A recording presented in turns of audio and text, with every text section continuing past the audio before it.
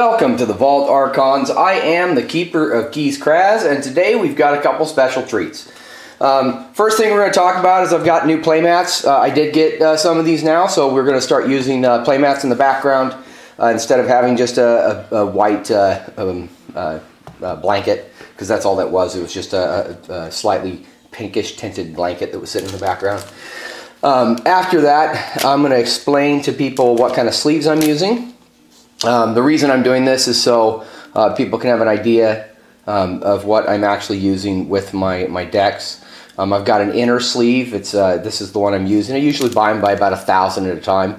And then I've also got this one, which I also buy 600 to 1,000 at a time to really get to take advantage of the bulk discount on these things. I don't buy them all the time because I don't have to, because I buy so many.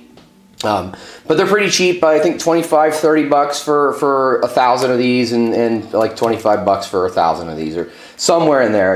I'm not going to be completely accurate on that. So there you guys go for a little bit of knowledge of what sleeves I'm using. I do like the way that they work together. I make no promises you will like the way they work together. They're just what I enjoy, and they're not the most expensive. Dragon sleeves, although really, really cool, are just kind of outside my price range as far as what I'm going to put this many decks in. And I actually plan to pull the weaker decks out of their outer sleeves and just leave them in their inner sleeves because they don't need outer sleeves. Those decks aren't going to get played, and so they don't need near as much protection. We're going to open this later. This is an example of a deck that you can find online. These are going for about, they're mostly gone now. These are going for about the $10, $15 range, and you can occasionally find decks that are like this on Buy It Now. Look for ones where there's no bidding. It's just buy it now. Sometimes people put these kind of decks up for sale without knowing that it's worth more than 10 or 15 bucks just because of the cool combination inside of it. This is not the best deck I spent that much on, but it's still, it was an example that I wanted to grab so I can explain to people why this is such a good combination, and you should keep an eye out for this. So now we're actually gonna do the box opening, so give me a second. Okay, and I'm back. So we're gonna start this one, and then we're just gonna look at it. We're gonna do the same thing we've been doing. This is obviously one that is been sealed. It's got your standard, expected. Now there's not a very good hook at the end of this one. It's very much almost non-existent, but you can see how the glue tapers off here at the end. So sorry about the focus. You can see how the glue kind of tapers off the end there. So that is an important feature. Let's see what we got. So this one is Hunting Burst Beck Delivry Barnes Empress. So just kind of an interesting one. We've got Dis Sanctum Untamed. I really like this combination. So hopefully we have something really cool in here. So let's find out. So over the Christmas seasons, we're going to be opening progressively more powerful decks and progressively more unique decks. The deck that we're opening is very unique. After this one, it does have some cool stuff, and that video will be up, well, it'll be at the end of this one. So I'm just going to go through both of these, and maybe I'll break them up, but I think that's unlikely. Oh, let's pull that deck list off of here. And so we'll put that right over there.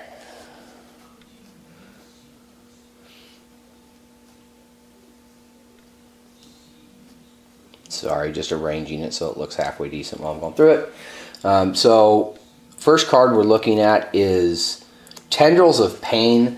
Now this means we're not going to see Arise in this one. I love Arise. It's one of my favorite cards.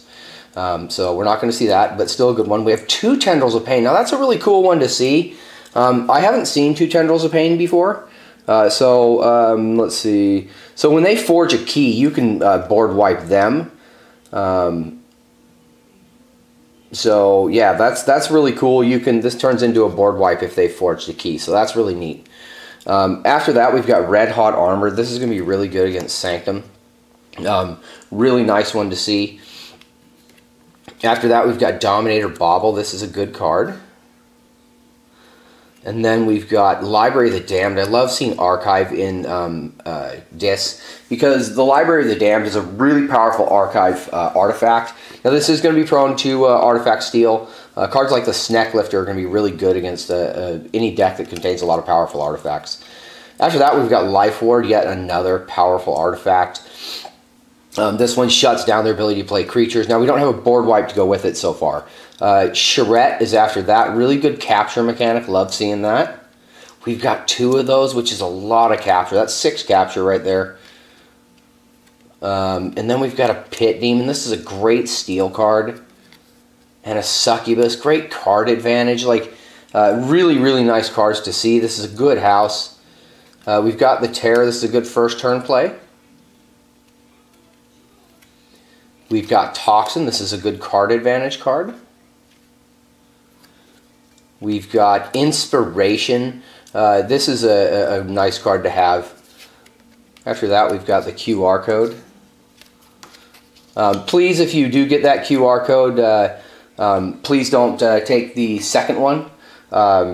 So if you get one, don't take the other. After that, we've got Shield of Justice. This is great for a board clear if we have the right creatures for it.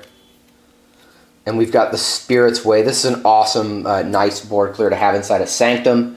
Anything that's strength 3 or higher is gone. We've got the Hallowed Blaster, which is a nice one to have. We've got Champion Amphiel. I really like this guy. He's a good, strong strength 6 taunt with armor. We've got 2 of him, so he's going to protect our weaker creatures, which is fantastic. We've got 3 of that guy. That's really, really good. I like that guy. We have Champion Ramiel after that, or sorry, Commander Ramiel after that. Use a friendly non-sanctum creature. That's a really good effect for some of the creatures in here. We have Duma the Martyr. This is also a really good one. If we know she's close to death, and we can use her to basically heal everything else we have. So really, really cool, and card advantage. Raiding Knight, so this is a nice capture one we've got there, so that's really nice to have. Gatekeeper, I love seeing this guy. This is a key stopper. Really, really nice card. After that, we've got Shoulder Armor. This is going to be just another way to protect one of those weaker creatures, or to keep like the Gatekeeper on the board. After that, we've got Cooperative Hunting. Very cool card to have. And a Full Moon. Now, Cooperative Hunting works really cool as long as we have Save the Pack. I hope we do have Save the Pack in here, just because it would give us something to go really well with that Cooperative Hunting. We have Lost in the Woods. This is a fantastic card. I really like seeing this one. Nocturnal Maneuvers. This is just an exhaust card. Vigor, another heal. Ritual of Balance. I really do like this card. Maybe we have 2 of them. Nope. We have an Ancient Bear, though. This guy's a really strong creature. After that, we've got a Dew Fairy. Flaxia. This is a good Amber Gain card. Marmoot, good key cost raiser. Niffle-Ape, nice to go past Taunt and Elusive. And Witch of the Eye. Really nice cards to see. So let's make sure we didn't miss anything. And so we're just gonna we'll put that in the back. So Witch of the Eye, nice one to bring a card back. Way around Elusive, key cost, Amber, nice powerful creature, Amber control. Way to get rid of creatures, good way to gain Amber, and we got a lot of creatures for it. This is just gonna be a good direct damage, not great. Armor, really good combination to take their Amber and keep it for a long time. This is going to be, this is going to turn this guy into a 7/3. He's just going to be a pain to get rid of. You need board clear at that point for him. Capture 1, really nice. This one's also a really nice one to have, and you can put the shoulder armor on her. These are just really good. These can all protect the Gatekeeper. Now the problem is we don't have any way to bring the Gatekeeper back. But really, really interesting deck. There's not a lot of cards you would draw into that you would think are not good. But there's not super powerful Amber control. We're definitely missing the super powerful Amber control cards here. We've got some good ones. This is a good deck. It's got some board clear. It's got Amber control. It's got some library access. It's got some just interesting mechanics in it. This is a good deck. I do like seeing it. I don't think it's in the most powerful, but I do think it's cool, and I think it's a good, well-balanced deck. So I think it's a good one to have to play. It's not going to be, it doesn't have like, you're not going to be drawing into a bunch of cards and be like, oh, my hand sucks. Most of your hands are going to be decent in this. I mean, you know, you've got cards like this you'll draw into that you won't be super excited about. You know, so you've got a couple cards you'll draw into that you're not going to be super excited about, but still, overall, really nice little deck. So that's that one right there. And so we're going to put that off to the side. And we're going to look at this one. So this is a very cool deck. It's got something in it that I've wanted. And I haven't talked a lot about these cards, that some of these ones that I've been picking up, because I didn't want to tell people, oh yeah, this is really, and then I have nothing to, you know, give as an example. So I really wanted something to give as an example on these things. Again, if you got the shard on the last one, please don't pick up the shard on this one. I mean, obviously you can scan it to play it, but let somebody else get the shard. So after that, and please, the two people who do get the shards, please both post on this video so that I can link congrats to both of you guys on that, so that people know who actually got the amber shard. And I think it's just kind of a cool way to do this, and so I hope you guys are enjoying it. So this one is Eudora, Tracker of the Ferocious Township. We've got Sanctum, Mars, and Dis. Just a cool combination overall. It has some great possibilities because of just some of the cards. So we're starting with Arise. Now, I love this card. The reason, now this one has 2 Arise. I'm just gonna, you know, point that out right off the bat. And that's the reason I bought this deck. I paid, I think, 12 or 13 bucks for it online.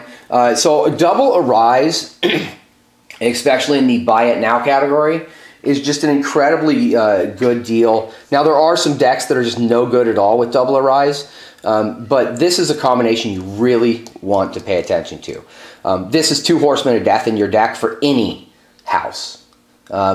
So this cannot be underestimated. The hype around the 4 Horsemen should have been the hype around Arise. That's my opinion. There are just cards that are going to be so much more powerful using Arise or Double Troop Call. But Double Troop Call still is not as good as Arise, because you can get some houses with Arise that make this just an insane card to have. And we'll look at some of those decks later. So after that, we've got Hand of Dis, another board clear. And then we've got Library of the Damned, really good archive card. After that, we've got Charette. This is Amber Capture. And we've got 2 of those. After that, we've got the Master of 2, and this is the reason I picked this deck up. Now, I picked it up because of the double Arise as well, but this is the real reason I bought this one. I didn't pay very much, like I said. It was a cheap deck. I'm not saving it for Christmas because it's not amongst the really cool decks that I got. But it's nice to see a Master. These are really rare. They're not an exceptionally powerful card on their own, but still cool to have. Then we've got a Pit Demon. This is just a nice steel card. And a Snatcher of Souls. This is a great purge card to have in any deck, because they're going to have to directly clear this or throw creatures at it to clear it. And if they throw creatures at it to clear it, those creatures are being purged. So this guy is really great, and you bring him back with a Rise, and they're just losing creatures to get rid of this guy. And you're purging anything out you want in that process. So this Dis Arise is super powerful, not to be underestimated, the Stealer of Souls with Arise. This can be a really deadly combination. 4 Horseman deck is just going to be eaten for lunch by this card if you get to attack with it against their death. And then we've got a card advantage card. And we've got 2 of those. So we're looking at a lot of card advantage here too. This is just a super powerful Dis Arise. And then we've got Flame Wreath. Now this can be used to take advantage of putting this on an enemy creature and then killing that creature. Or sorry, putting it on a friendly creature. My bad, not an enemy creature. And then they're going to gain 2 power and +2 hazardous. Now this is going to be a really nasty one to put on something like the Stealer of Souls. Or you know, just put on Charette to protect it. Just a super good Dis house right there. That is an incredibly good disc house. This is kind of what you want when you start seeing disc house. You want to see something really, really cool. And that's a very, very cool disc house. After that, we've got Ammonia Cloud. Now, this is great to have some direct damage. We can arise stuff anyway, so we don't care. We've got Deep Probe. This is card advantage. Again, I can discard a ton of cards from somebody's hand. Very powerful card mechanic. A way to purge enemy, capture enemy creatures off the board. Yet another way to deal with cards like Death, or other nasty creatures like the Sneck Lifter or Restoring Guntus. Then we've got the Invasion Portal. This is it depends on what I had in my hand, whether I'd be willing to use this for its effect, but still very cool nonetheless if we've got the cards out of our hand and we want to go get to our Mars. Mother Gun, this is just good because it works on the cards in your hand. It doesn't need to be ready creatures or anything like that. Then we've got a Mind Warper, yet more amber, a steel in a form. It moves their amber to their creatures. Yixel Bolter, this is just going to be cool with how many ready Mars creatures we can potentially have. Another Purge card.